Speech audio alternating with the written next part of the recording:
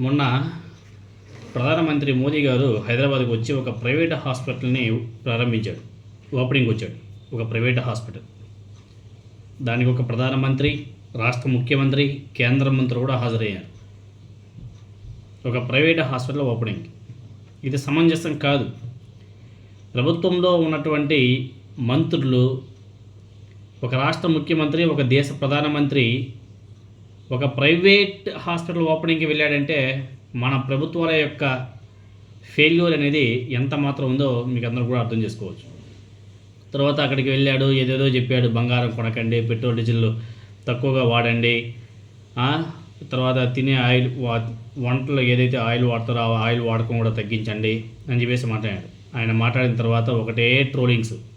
First మీ convoy ఏదైతే ఉందో petrol కార్ల కాన్వాయ్, ఫస్ట్ వాటిని తగ్గించుకోండి, తర్వాత ప్రజలకి సందేశం ఇవ్వండి అని చెప్పేసి బీభత్సంగా ట్రోలింగ్స్.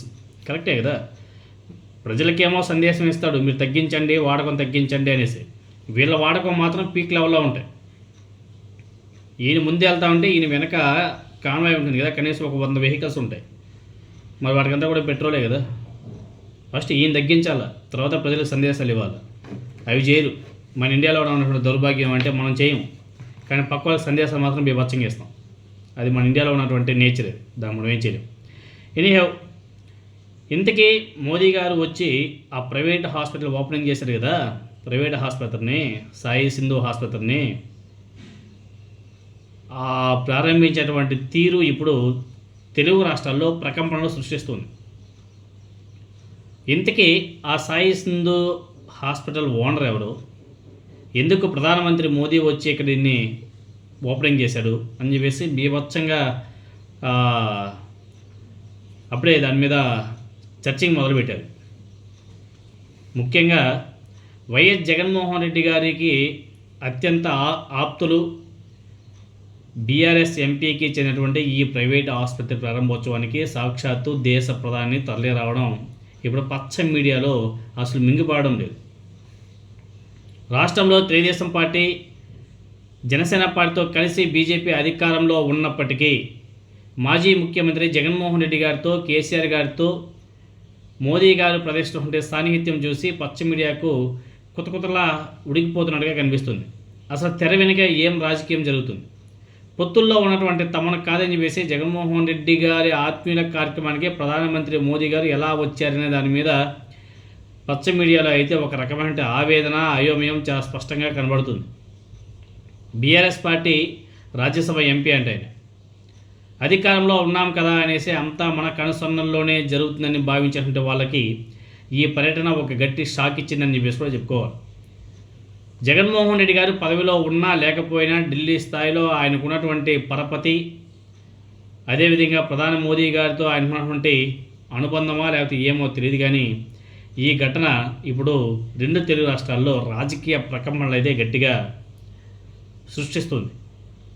ఒక ప్రైవేట్ కార్యక్రమం అయినప్పటికీ ప్రోటోకాల్స్, తర్వాత రాజకీయ సమీకరణాలను పక్కన పెట్టి ఆ కార్యక్రమానికి ప్రధానమంత్రి మోదీ రావడం వెనుక ఉన్నటువంటి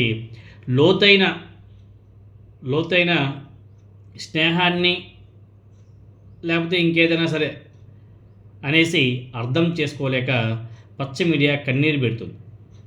తమ కళ్ళ ముందే జరుగుతున్నటువంటి ఈ పరిణామాలను చూసి ఏం చేయాలో పాలుపోక కేవలం తప్పుడు ప్రచారాలతో ఆత్మరక్షణలో పడిపోవడం ఆ పచ్చ మీడియా వంతైంది.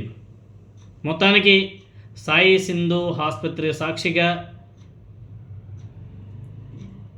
ఈ రాజకీయం ఏదైతే ఉందో, ఈ రాజకీయం ఏ విధంగా ఉండబోతుందో అనే డౌట్ అయితే తెలుగుదేశం పార్టీ వారి గుండెల్లో రైళ్ళు అయితే పరిగెడుతున్నాయి.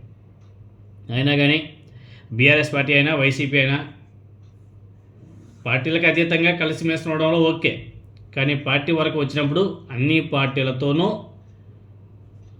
ఎంతవరకు ఉండాలో అంతవరకే ఉండి సైలెంట్గా వెళ్ళాలి. లేదు అని చెప్పేసి ఒక పార్టీతో అంటకాగిపోతే మాత్రం ఆ పార్టీలకే బొక్క. ఇప్పుడు మొన్న 2024లో వైసీపీ ఓడిపోవడానికి కారణం ఎవరు? బీజేపీనే కదా. కాబట్టి ఒక విధంగా చెప్పాలంటే వైసీపీ వాళ్ళు అటు కాంగ్రెస్కైనా ఇటు బీజేపీకైనా చాలా దూరంగా ఉంటూనే రాజకీయాలు చేసుకుంటూ పోవాలి.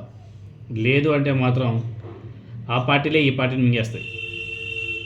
దాని డౌట్. ఇప్పుడు దాని గురించి ఇంకో పెద్ద ఎపిసోడ్ అయిపోతుంది. కాబట్టి సాన్నిహిత్యం ఓకే, పార్టీల వరకు వచ్చే వరకు కొంచెం డిస్టెన్స్ అయితే మెయింటైన్ చేయాలి. ఎందుకంటే వాళ్ళ ఐడియాలజీ వీళ్ళ ఐడియాలజీ డిఫరెంట్. కాబట్టి ఐడియాలజీ డిఫరెంట్ అయినప్పుడు కొంచెం మామూలుగా అయితే మనసులు ఒకటే, కానీ సాన్నిహిత్యం వేరు, రాజకీయాలు వేరు.